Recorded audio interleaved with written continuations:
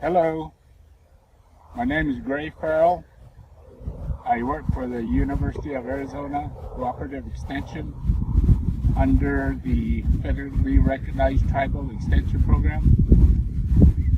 I'm on the Navajo Nation in Tuba City, Arizona, and I do a lot of livestock management.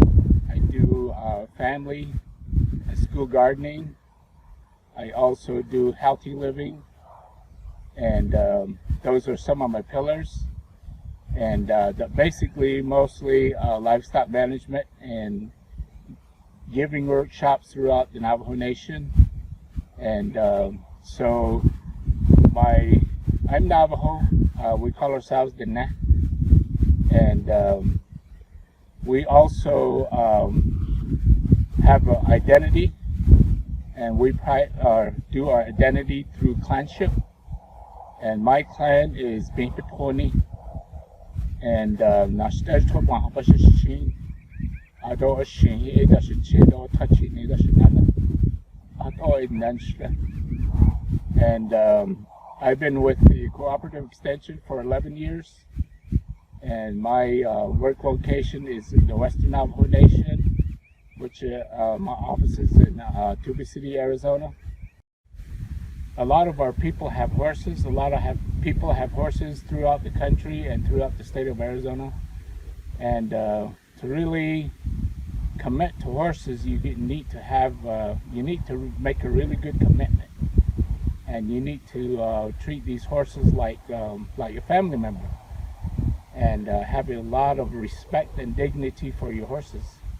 And that entails working with your horses from a young age, and start to handle them, and then spend a lot of time with them, because soon you're going to be riding these horses, and you're going to be catching them daily, and you're going to be maybe deworming these horses, and you're going to be doing a lot of stuff with them.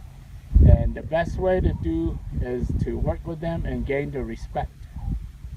And if you gain their respect, then you can almost do anything you want with them. And you can put your fingers in your mouth, and that's part of the respect they give you. So that takes time, and it takes effort, and takes gentle care, because a lot of times people tend to get too rough with their horses, and that kind of just goes the other way, and then that's where the fight starts, and that's where a lot of people run into trouble, is because they want results too fast, too soon. But if you just take your time and think it out, and figure these horses out, you'll be a lot better working with your horses. So today we're gonna be talking about our horses, and eventually we're gonna deworm and show you a way that I've been taught and learned how to deworm a horse. So now we're gonna go and show you how people do it different ways, but I've learned to do this. We teach our horses to come to us when we enter the gate, and a lot of times they won't, but then you don't want your horses running away from you and chasing it around. So if you enter the gate and your horse comes to you, that's respect, that you gain their respect, and they want to come to you, so you put a halter on them. So hopefully all goes well, and we'll see what happens.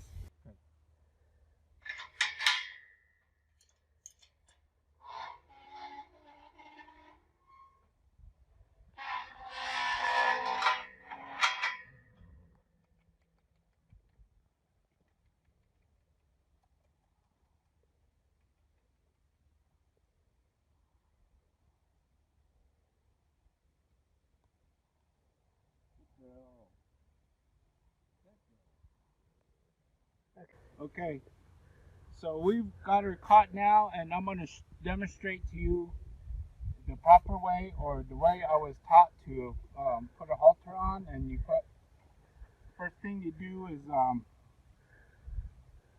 you put the tail of the halter.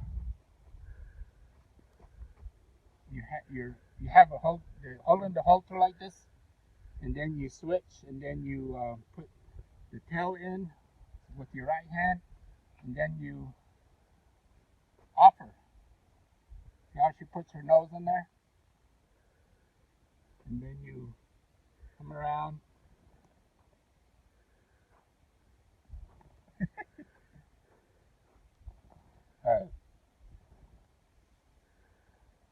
Make sure it's snug. Then you tie over.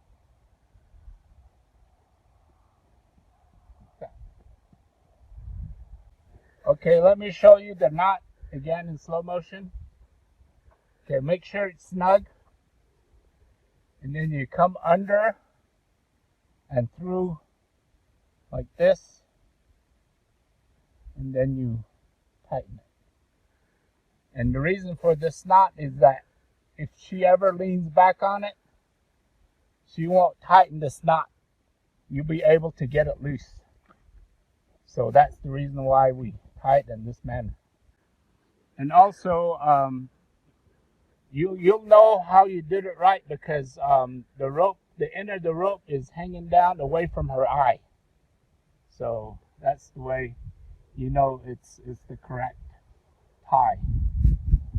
But the important thing is that you make sure it's snug under her jaw, and then up by the middle of her face here.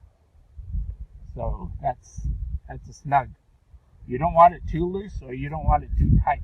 There's a lot of room in here, and you don't want it too tight on her face, and you don't want it too loose or way down here below, or almost to the tip of her nose. So this is about the correct fit for a halter. Okay, so this one is a rope halter. These became popular like 20 years ago, and everybody has them. But then you also have your nylon halters with the band. They're a band all the way, and it depends on what you're doing, which one you use. Like if you're trailering your horses for a long ways, they don't recommend you use these. You use the band nylon halters, so in case a horse gets spooked and then they want to get away, that their band is wider, so the pressure is over a bigger area. So this one is more for like training purposes. So that's where these knots come in, where's the pressure points. So like that, see? These work in that way.